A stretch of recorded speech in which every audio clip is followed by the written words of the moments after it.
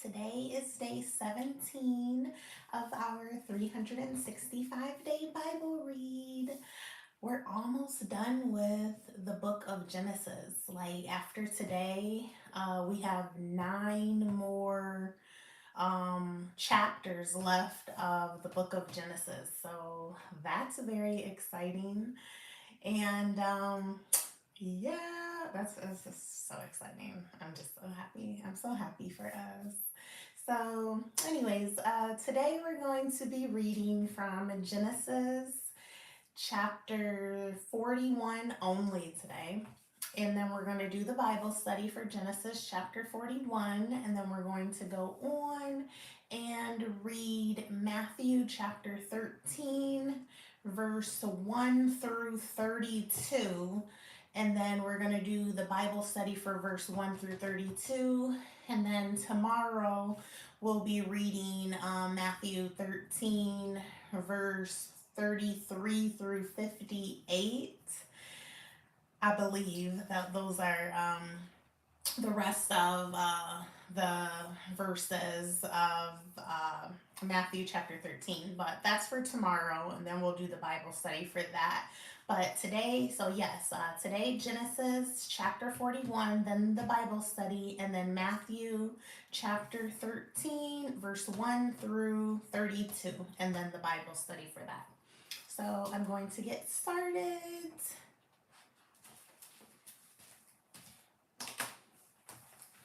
Genesis chapter 41. Joseph interprets Pharaoh's dreams. After 2 whole years, Pharaoh dreamed that he was standing by the Nile, and behold, there came up out of the Nile 7 cows, attractive and plump, and they fed in the reed grass. And behold, 7 other cows, ugly and thin, came up out of the Nile after them, and stood by the other cows on the bank of the Nile. And the ugly thin cows ate up the 7 attractive plump cows. And Pharaoh awoke, and he fell asleep and dreamed a second time. And behold, 7 ears of grain, plump and good, were growing on one stalk. And behold, after them sprouted 7 ears, thin and blighted by the east wind. And the thin ears swallowed up the 7 plump full ears. And Pharaoh awoke, and behold, it was a dream. So in the morning his spirit was troubled, and he sent and called for all the magicians of Egypt and all its wise men. Pharaoh told them his dreams, but there was no one who could interpret them to Pharaoh. Then the chief cupbearer said to Pharaoh, I remember my offenses today, when Pharaoh was angry with his servants and put me and the chief baker in custody in the house of the captain of the guard. We dreamed on the same night, he and I, each having a dream with its own interpretation. A young Hebrew was there with us, a servant of the captain of the guard. When we told him, he interpreted our dreams to us, giving an interpretation to each man according to his dream. And as he interpreted to us, so it came about. I was restored to my office, and the baker was hanged. Then Pharaoh sent and called Joseph, and they quickly brought him out of the pit. And when he had shaved himself and changed his clothes, he came in before Pharaoh. And Pharaoh said to Joseph, I have had a dream, and there is no one who can interpret it. I have heard it is said of you that when you hear a dream, you can interpret it. Joseph answered Pharaoh, It is not in me. God will give Pharaoh a favorable answer.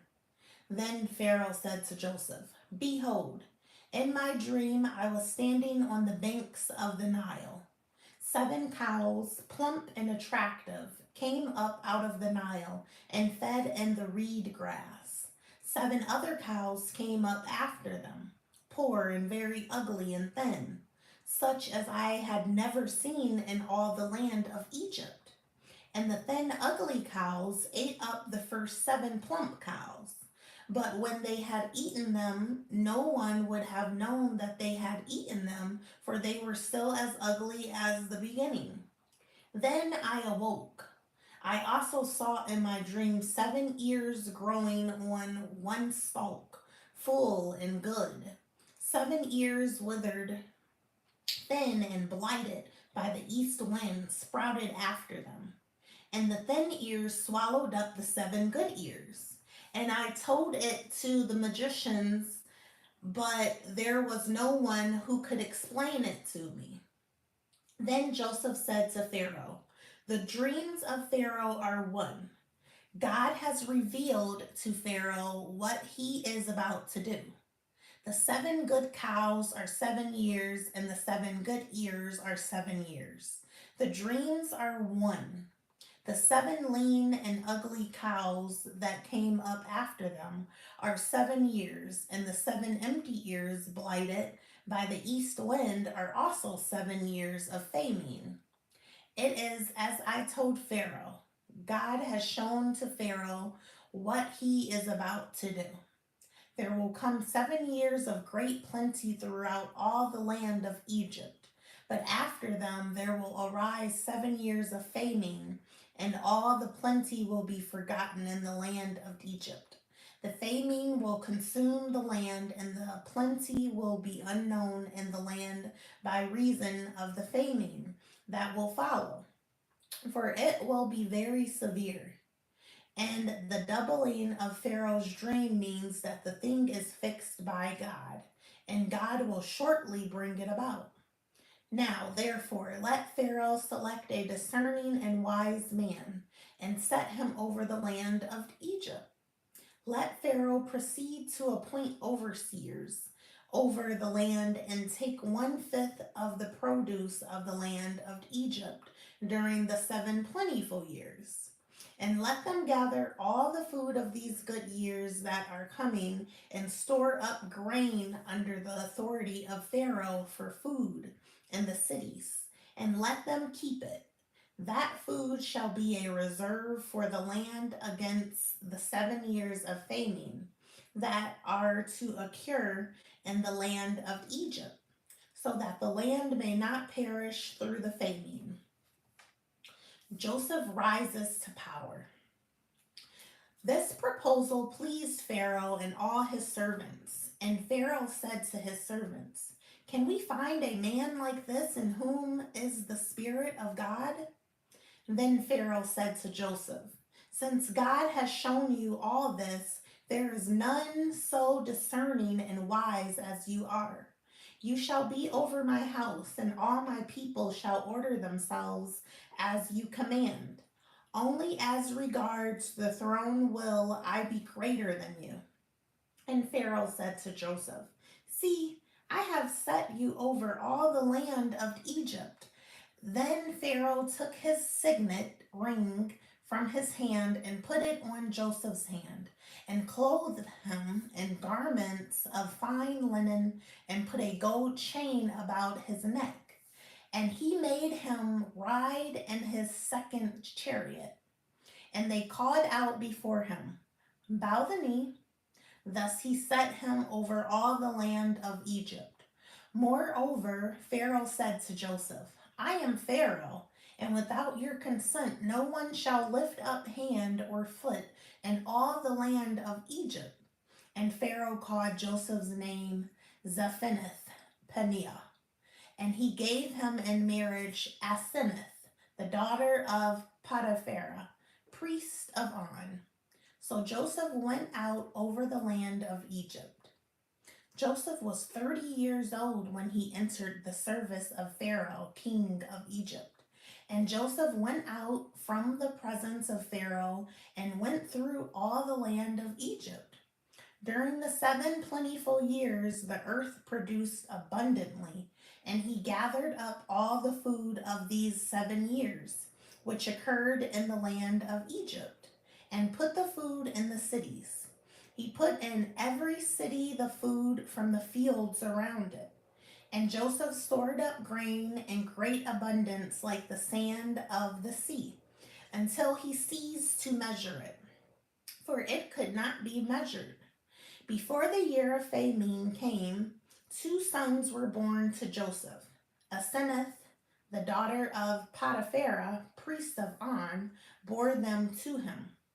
Joseph called the name of the firstborn Manasseh. For he said, God has made me forget all my hardship and all my father's house. The name of the second he called Ephraim, for God has made me fruitful in the land of my affliction.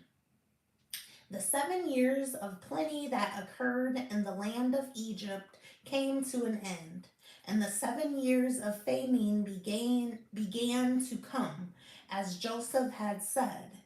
There was famine in all lands, but in all the land of Egypt there was bread. When all the land of Egypt was famished, the people cried to Pharaoh for bread. Pharaoh said to all the Egyptians, "Go to Joseph. What he says to you, do." So when the famine had spread over all the land, Joseph opened all the storehouses and sold to the Egyptians, for the famine was severe in the land of Egypt. Moreover, all the earth came to Egypt to Joseph to buy grain, because the famine was severe over all the earth. All right, so that was Genesis chapter 41, and we're almost done with it. We have 9 more chapters of Genesis. That's very exciting. But so we're now going to do the Bible study for Genesis chapter 41, and then we're going to go on to Matthew chapter 13, and we're going to read verse 1 through 32, and then we're going to do the Bible study for Matthew 13, verse 1 through 32. And I am following the ESV.org year Bible read.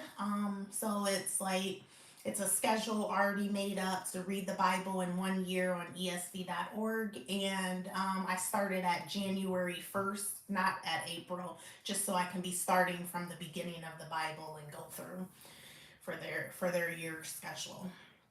All right, so we are now going to start the Bible study. Genesis chapter 41 Bible study. How long after the chief butler was released did Pharaoh have his dreams? Pharaoh had his dreams 2 years later. What was the meaning of his dreams? There would be 7 years of plenty and then 7 years of famine in the land. What did Joseph recommend Pharaoh do for the next few years? Joseph recommended that 1/5 of the produce be stored each year in the years of plenty, so there would be plenty in the time of famine. Who did Pharaoh appoint to Joseph's recommendation? Joseph was put in charge. How high was Joseph's position to Pharaoh? There was no one higher than Joseph except Pharaoh. How old was Joseph at this time? Joseph was 30 years old at this time. How long had Joseph been a slave? Joseph had been a slave for 13 years. All right, so that was the Bible study for Genesis chapter 41, and I'm now going to go over to the New Testament and read Matthew chapter 13, and we're going to do verse 1 through 32 and do the Bible study for that part of chapter 13. And tomorrow we will finish Matthew chapter 13 by reading verse 33 through 58. All right, let me make sure it's 33 through 58. Yep, 33 through 58 tomorrow. Okay, Matthew chapter 13. The parable of the sower. That same day, Jesus went out of the house and sat beside the sea, and great crowds gathered about him, so that he got into a boat and sat down. And the whole crowd stood on the beach. And he told them many things in parables, saying, A sower went out to sow, and as he sowed, some seeds fell along the path, and the birds came and devoured them. Other seeds fell on rocky ground, where they did not have much soil, and immediately they sprang up, since they had no depth of soil. But when the sun rose, they were scorched, and since they had no root, they withered away. Other seeds fell among thorns, and the thorns grew up and choked them. Other seeds fell on good soil and produced grain, some 100-fold, some 60, some 30. He who has ears, let him hear. The purpose of the parables. Then the disciples came and said to him, Why do you speak to them in parables? And he answered them, To you it has been given to know the secrets of the kingdom of heaven, but to them it has not been given. For to the one who has, more will be given, and he will have an abundance. But from the one who has not, even what he has will be taken away. This is why I speak to them in parables, because seeing they do not see, and hearing they do not hear, nor do they understand.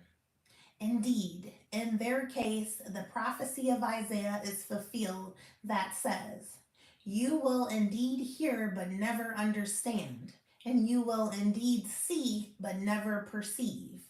For this people's heart has grown dull, and with their ears they can barely hear, and their eyes they have closed, lest they should see with their eyes, and hear with their ears, and understand with their heart, and turn, and I would heal them. But blessed are your eyes, for they see, and your ears, for they hear. For truly I say to you, many prophets and righteous people longed to see what you see, and did not see it, and to hear what you hear, and did not hear it. The parable of the sower explained. Hear then the parable of the sower. When anyone hears the word of the kingdom and does not understand it, the evil one comes and snatches away what has been sown in his heart. This is what was sown along the path. As for what was sown on rocky ground, this is the one who hears the word and immediately receives it with joy. Yet he has no root in himself, but endures for a while, and when tribulation or persecution arises on account of the word, immediately he falls away. As for what was sown among thorns, this is the one who hears the word, but the cares of the world and the deceitfulness of riches choke the word, and it proves unfruitful. As for what was sown on good soil, this is the one who hears the word and understands it. He indeed bears fruit and yields, in one case 100-fold, in another 60, and in another 30. The parable of the weeds. He put another parable before them, saying, The kingdom of heaven may be compared to a man who sowed good seed in his field. But while his men were sleeping, his enemy came and sowed weeds among the wheat and went away. So when the plants came up and bore grain, then the weeds appeared also. And the servants of the master of the house came and said to him, Master, did you not sow good seed in your field? How then does it have weeds? He said to them, An enemy has done this. So the servant said to him, Then do you want us to go and gather them? But he said, No, lest in gathering the weeds you root up the wheat along with them. Let both grow together until the harvest. And at harvest time I will tell the reapers, Gather the weeds first and bind them in bundles to be burned, but gather the wheat into my barn. The sorry. Hold on, I want to make sure. I'm not reading too far. Okay, so I'm reading to 32. Okay. The mustard seed and the leaven. He put another parable before them, saying, The kingdom of heaven is like a grain of mustard seed that a man took and sowed in his field. It is the smallest of all seeds, but when it has grown, it is larger than all the garden plants and becomes a tree, so that the birds of the air come and make nests in its branches.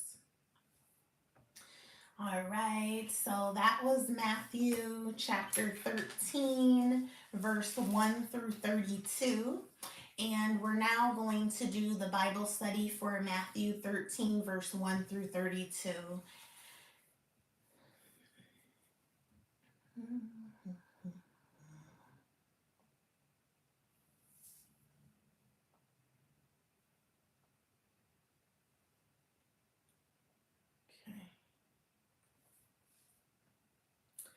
Matthew chapter 13, verse 1 through 32 Bible study.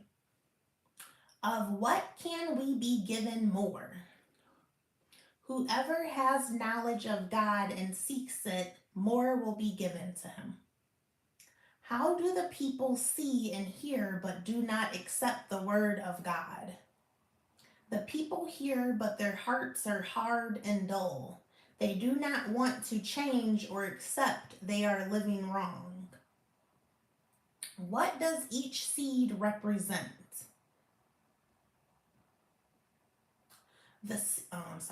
What does each seed represent?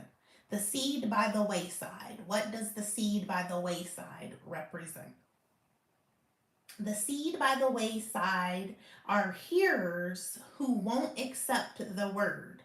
They hear the word but do not understand it, nor do they care to understand it. The seed in the stony places. What does the seed represent?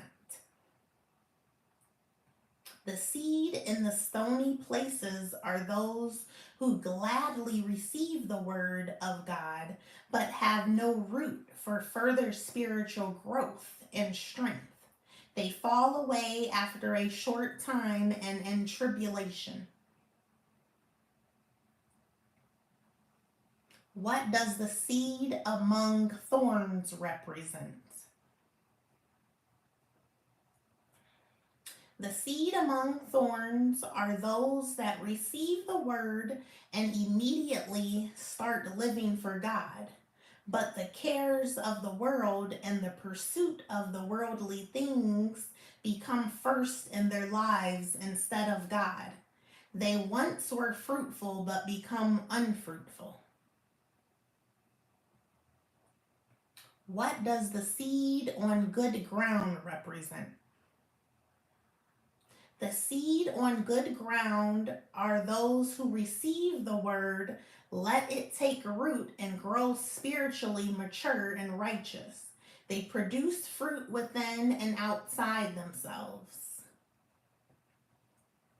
Why would the tares not to be uprooted before the wheat was gathered? The tares are not pulled up early because God will judge all at the time. I'm sorry.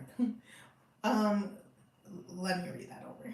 The tares are not pulled up early because God will judge all at the time of the white throne judgment. How is the kingdom of heaven like a mustard seed? God's kingdom starts small but will grow above all kingdoms. We will find rest and life there. So that was the Bible study for Matthew chapter 13, verse 1 through 32. And tomorrow we will go on and finish Matthew chapter 13 by reading verse 33 through 58, and then we'll do the Bible study for that. So that completes day 17.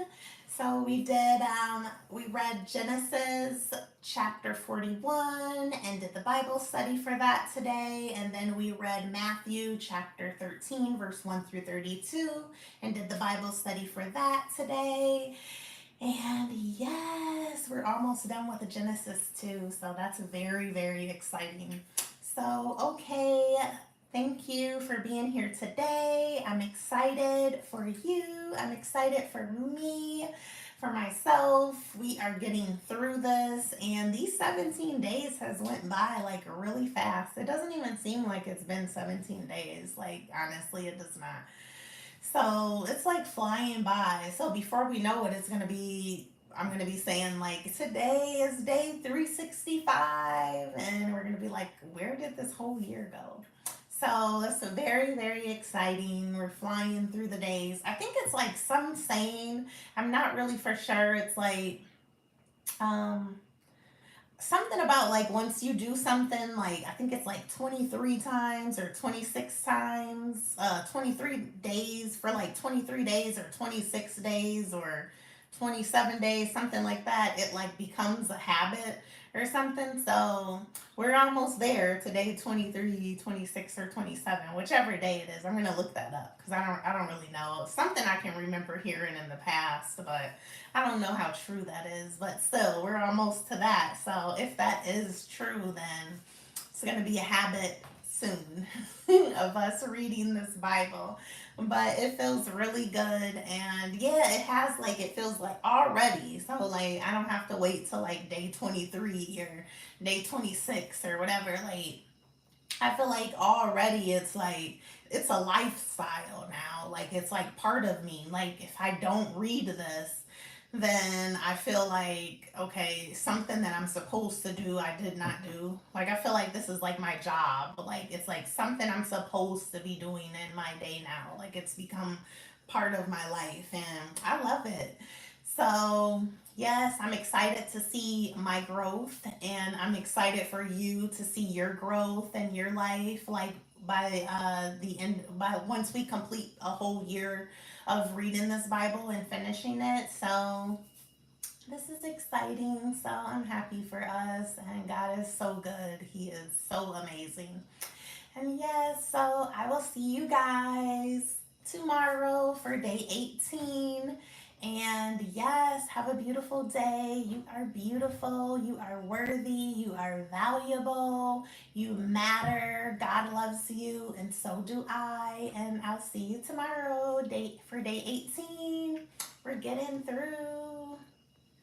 Yay. Okay, I'm gonna be cautious getting off of here because 2 days ago I went to get off and I deleted the entire live and had to do the whole thing over. Okay, I'm right.